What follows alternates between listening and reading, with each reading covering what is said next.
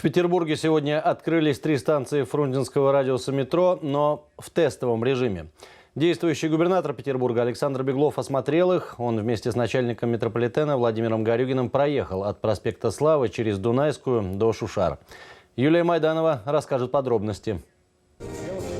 Праздничная алая лента, десятки журналистов, да и весь Петербург в предвкушении открытия 3 станций фрунзенского радиуса. Александр Беглов делает заявление, которого никто не ожидал. Мы вот сейчас провели совещание, и все сделано для того, чтобы в штатной ситуации метро работало безопасно.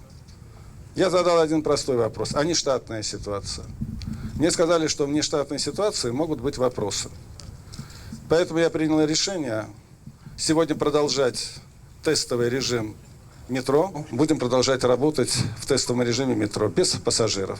Этот участок метро начали прокладывать 8 лет назад. Сдать обещали еще в 2016-м. И вот, наконец-то, забрезжил свет в конце тоннеля. Сообщалось, что поезда поедут в начале сентября. И, казалось бы, очень невыгодно в очередной раз переносить такое долгожданное событие. Конечно, будет много спекуляций на эту тему, но здесь мы должны задать себе один простой вопрос. Что мы хотим? Быть игрушками в руках оппонентов оппозиции, либо же мы хотим все-таки хозяйственника, человека, который поступает честно и принял правильное решение. Это говорит о том, что он не популист, а именно о том, что он честный человек, хозяйственник, и что для него безопасность горожан, нормальное функционирование метро значительно важнее, чем какие-то популистские заявления. Александр Беглов в очередной раз лично осмотрел все 3 новые станции – Шушары, Дунайскую, проспект Славы, проехал на поезде и эскалаторах. Фрунзенский радиус готов, однако все системы проверены в своем режиме. Не проведена комплексная проверка. Это и стало причиной переноса открытия,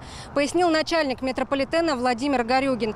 Все необходимые испытания планируют провести в течение недели-2. Около часа действующий глава города общался с представителями метростроя и метрополитена за закрытыми дверями. Александр Беглов рассказал, что решение не открывать метро для пассажиров принял сегодня. И поддержали его не все. Но безопасность людей превыше всего. Но если хоть есть 100-я доля, что может произойти какой-то экстремальный случай, и мы можем не справиться с этой ситуацией, лучше не запускать. Лучше подождать. Информацию о многочисленных замечаниях к станциям и перегонам в метрополитене не подтверждают, но не исключают, что дополнительная проверка действительно совсем не будет лишней. Руководитель города Александр Дмитриевич принял это решение. Это, конечно, такой непростой поступок, но это тот поступок, который на сегодняшний день характеризует его, в общем-то, силу характера. И он понимает, что даже в такую непростую предвыборную ситуацию он прежде всего думает о людях, о жителях города.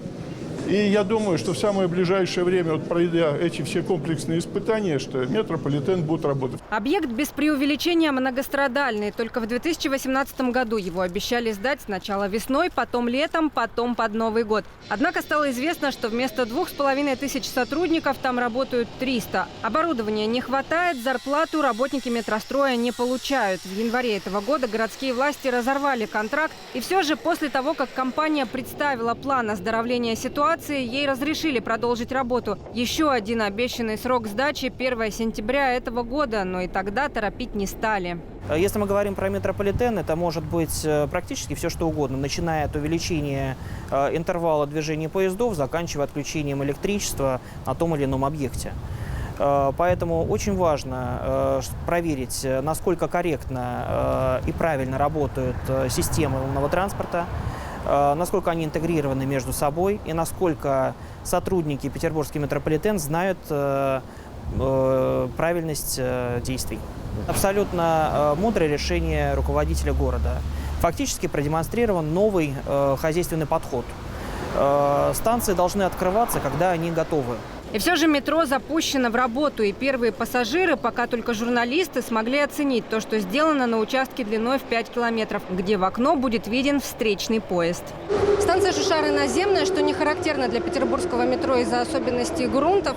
Но постепенно мы углубляемся под землю. Сначала до отметки 27 метров и потом 56 метров на станции проспект Славы. И еще одна особенность – тоннель двухпутный. Такая технология позволила сократить расходы на строительство. Петербургское метро – своеобразный музей, а проспект Славы в прямом смысле слова представляет собой новый экспозиционный зал. Это первая станция в стране, в архитектурном облике которой увековечен подвиг пожарных. Здесь представлены служебный транспорт разных эпох и кадры фотохроники.